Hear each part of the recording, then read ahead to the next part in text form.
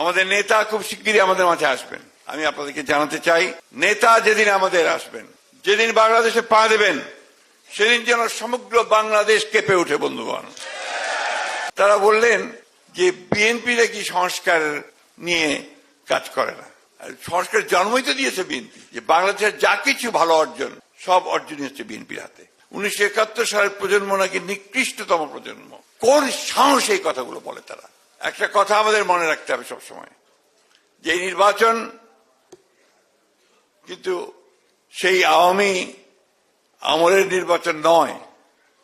এই নির্বাচন কিন্তু হবে একেবারেই পুরোপুরিভাবে সত্যিকার অর্থেই একটা নিরপেক্ষ নির্বাচন। তো সেই নিরপেক্ষ নির্বাচনে জয়যুক্ত হলে কিন্তু জনগণের ভালোবাসা আপনাদের নিতে হবে। You have to win over the people. আপনাকে মানুষের মন জয় করে তাকে ভোট কেন্দ্রে আনতে হবে এবং আপনার পক্ষে তাকে ভোট দেওয়াতে হবে। এখানে আপনারা সেই সৈনিকেরা, সেই সেনাপতিরা বসে আছেন। সুতরাং এখন কে নমিনেশন পেল কে পেল না, এটা নিয়ে চিন্তা এখন করার দরকার নেই। আপনি জনগণের সামনে আপনার পার্টি কি দেবে, আপনার নেতা কি দিচ্ছেন, সেই নেতাকে সামনে নিয়ে আসা, এই বিষয়গুলো কিন্তু আপনাদের মাথায় রাখতে হবে। আমি সবসময় মনে করি যে বিএনপি হচ্ছে সবসময় একটা ফরওয়ার্ড লুকিং পার্টি। শহীদ প্রেসিডেন্ট জিয়াউর রহমান যখন এই দল সৃষ্টি করেন, তার যে চিন্তা ভাবনা চেতনাগুলো ছিল, সেগুলো ছিল পুরোপুরি ওই সময় তুলনায় অনেক অগ্রবর্তী।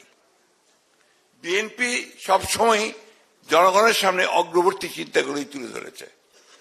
আজকে সংস্কার নিয়ে অনেক কথা বলছেন। কালকে একটা দলের নেতাদের বলতে শুনলাম, নতুন তৈরি করা একটি দল জোট করেছেন তারা। আমরা স্বাগত জানিয়েছি সবসময়।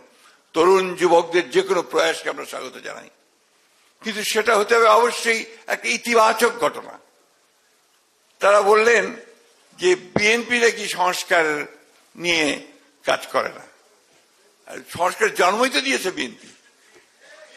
1975 সালে রাজনৈতিক পট পরিবর্তনের পরে শহীদ প্রেসিডেন্ট জিয়াউর রহমানই প্রথম তিনি একদলীয় শাসন ব্যবস্থা থেকে বহুদলীয় গণতন্ত্রে চলে আসেন, মাল্টি পার্টি সিস্টেমে।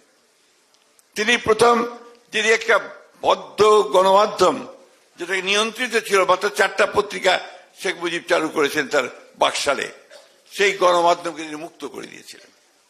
মানুষের বাক স্বাধীনতাকে মুক্ত করেছিলেন, বিচার বিভাগকে স্বাধীন করে দিয়েছিলেন। এই সংস্কারগুলো তো জিয়াউর রহমানের করা, বিএনপির করা।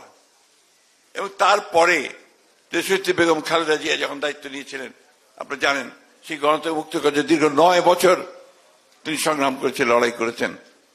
তিনি প্রেসিডেন্সিয়াল ফর্ম অফ গভর্নমেন্ট থেকে পার্লামেন্টারি ফর্ম অফ গভর্নমেন্টে নিয়ে এসছেন। এবং মেয়েদের শিক্ষা, তাদের ক্ষমতায়ন, যুবকদের কর্মসংস্থান, শিক্ষার প্রচার প্রসার, এই ব্যাপক কর্মযজ্ঞ নিয়ে অর্থনীতিকে পুরোপুরিভাবে আধুনিকীকরণ করা, এই বিষয়গুলো কিন্তু দেশনেত্রী বেগম খালেদা জিয়ার আমলেই শুরু হয়েছিল। এবং তখন টাইমের মতো পত্রিকা তারা কভার স্টোরি করেছিল বাংলাদেশকে অ্যাজ ইমার্জিং টাইগার, অর্থাৎ একটা অরণ্য থেকে একটা উদীয়মান ব্যাঘ্র আসছে বাংলাদেশ অর্থনৈতিক শক্তি নিয়ে। অর্থনৈতিক ক্ষেত্রে তিনি একইভাবে সংস্কারগুলো করেছিলেন শহীদ প্রেসিডেন্ট জিয়াউর রহমান। তিনি প্রথম যিনি আজকে বাংলাদেশের অর্থনীতির ভিত্তি যে পোশাক শিল্প, সেই পোশাক শিল্পকে তিনি শুরু করেছিলেন।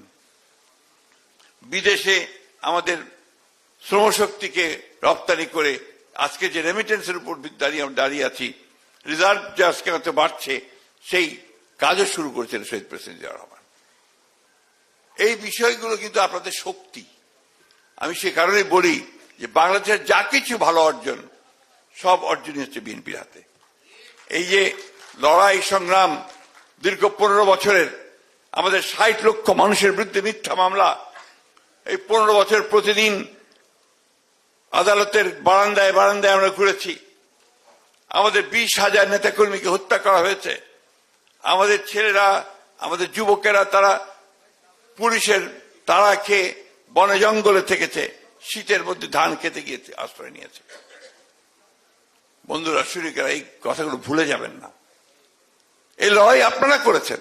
আমার মনে হয় এখানে একজন নেই যারা কারাগারে যাননি, এখানে একজন নেই যাদের বিরুদ্ধে মামলা নেই, আমি তাই মনে করি। এই যে আপনারা সংগ্রাম করেছেন, যে লড়াই করেছেন, সে লড়াইয়ের এখন শেষ দিকে এসছি আমরা।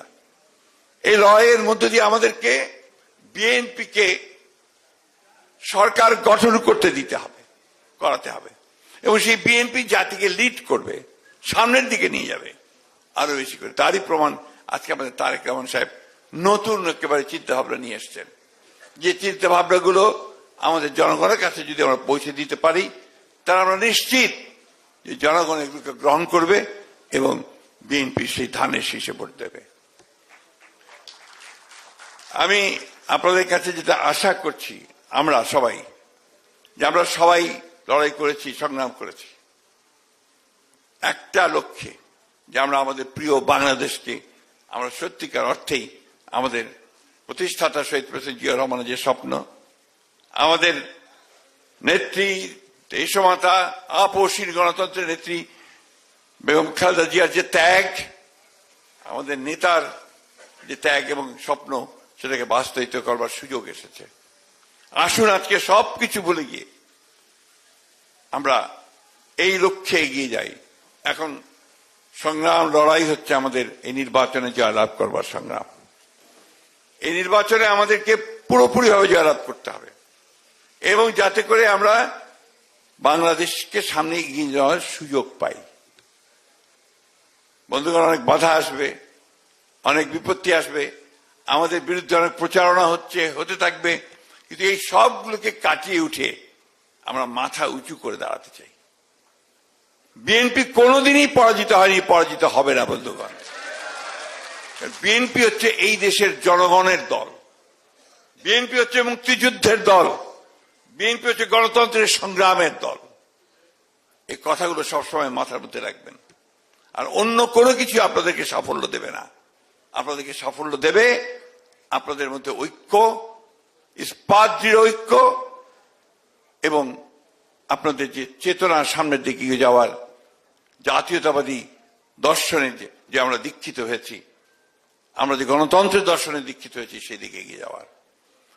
একটা কথা আমরা খুব পরিষ্কার করে বলতে চাই, যে কথাটি হচ্ছে যে 1971 সাল আমাদের অস্তিত্ব। এই কথাটা খুব জোরে সোরে মনে রাখবেন। যারা এই কথা বলার দুঃসাহস দেখান, ঔদ্ধত্য দেখান, 1971 সাল নাকি আপনার বলছে, 1971 সালের, আজকে আমি পত্রিকায় দেখলাম 1971 সালের প্রজন্ম নাকি নিকৃষ্টতম প্রজন্ম। কোন সাহস এই কথাগুলো বলে তারা?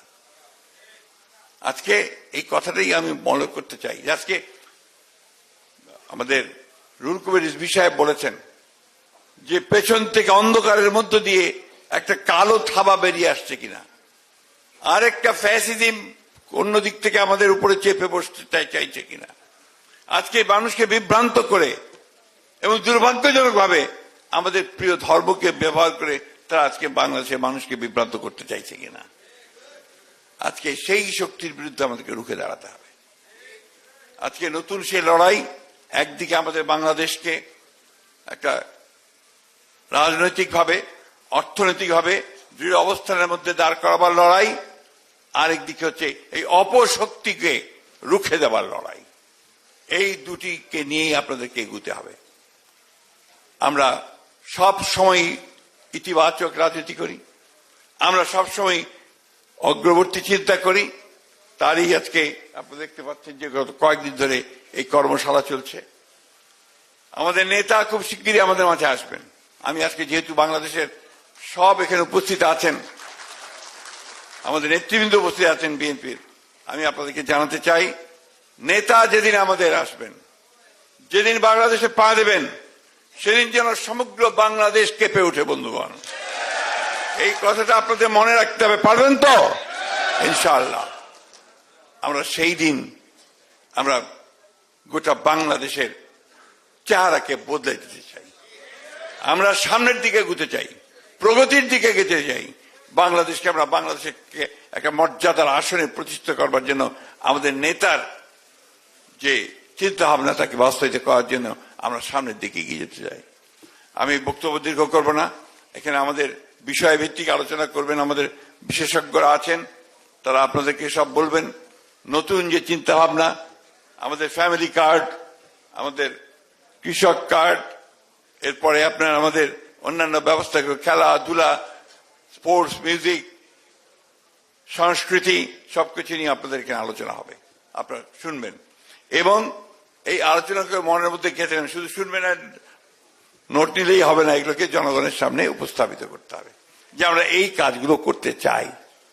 এইটাই যদি আপনারা করেন তাহলে নিশ্চয়ই জনগণ আপনাদের দিকে আকৃষ্ট হবে, আপনার জনগণকে উইন ওভার করতে হবে। বন্ধুগণ, মানুষের জীবনটাই হচ্ছে সংগ্রাম। তেমনি একটা জাতিকে উপরে উঠতে হলে তাকে সংগ্রাম করে উপরে উঠতে হয়। আমরা সেই সংগ্রাম বারবার করেছি, বারবার আমাদের জনগণ প্রাণ দিয়েছে, আমাদের ছেলেরা প্রাণ দিয়েছে। আমরা এইবারের ছেলেরা যেটা প্রাণ দিয়েছে 24-এর এই জুলাই যুদ্ধে এবং তার আগে 71 যে স্বাধীনতা যুদ্ধ আমরা করেছি, এটাকে এক করে আমাদের সমস্ত শক্তিকে ঐক্যবদ্ধ করে আসুন আমরা এই লড়াইয়ে জয়লাভ করবার আমরা শপথ গ্রহণ করি এবং আমাদের দেশনেত্রী বেগম খালেদা জিয়া আমাদের মাঝে আবার ফিরে আসবেন, আল্লাহ তাআলার কাছে এই দোয়া করি।